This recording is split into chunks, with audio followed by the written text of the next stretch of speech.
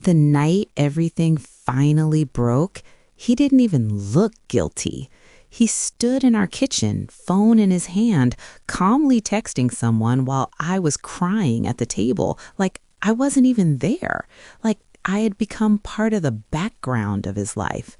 That was the moment I realized something painful. He wasn't afraid of losing me anymore. When we first met, he wasn't like this. He was attentive, gentle, the kind of man who made me feel chosen.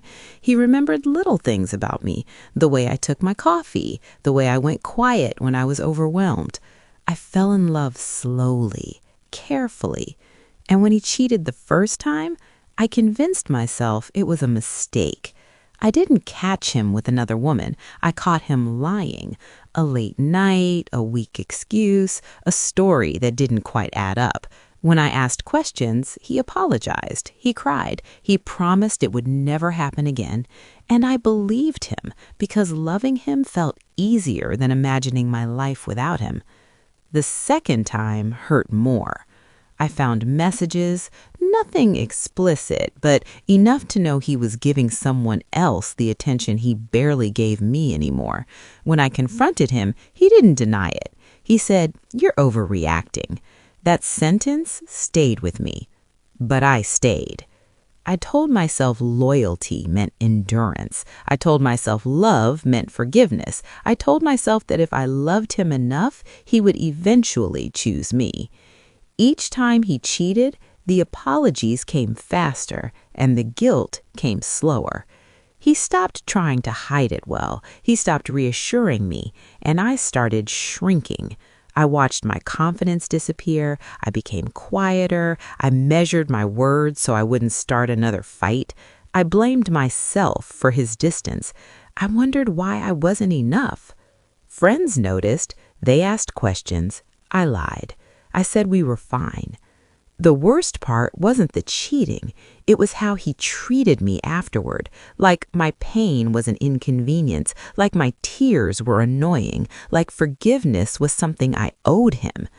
Whenever I tried to talk about it, he sighed, rolled his eyes, told me I was living in the past.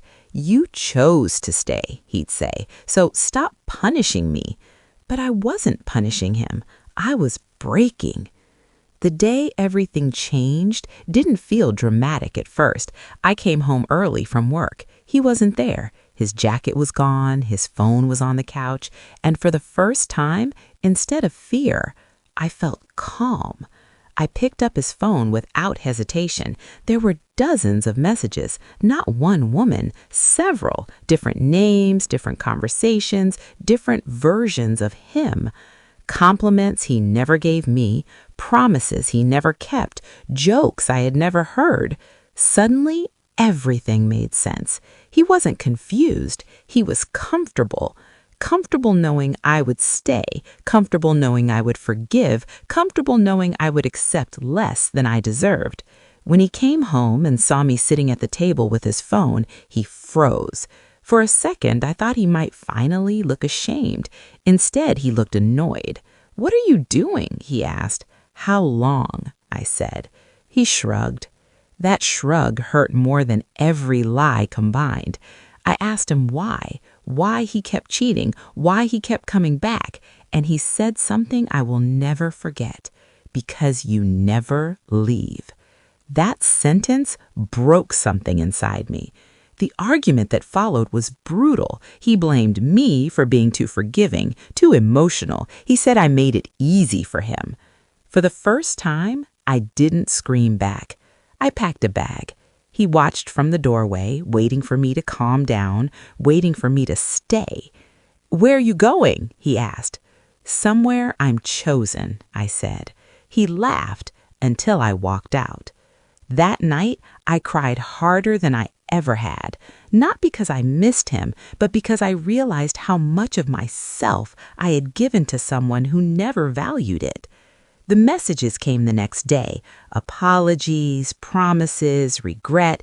He said he would change, but something was different now. I wasn't scared anymore. Healing wasn't fast. Some days I missed him, some days I blamed myself, but slowly I remembered who I was before I learned to accept betrayal as love. And one night, lying alone in bed, I felt something unexpected: peace. Because the day I finally left wasn't the day he lost me, it was the day I chose myself. And that changed everything.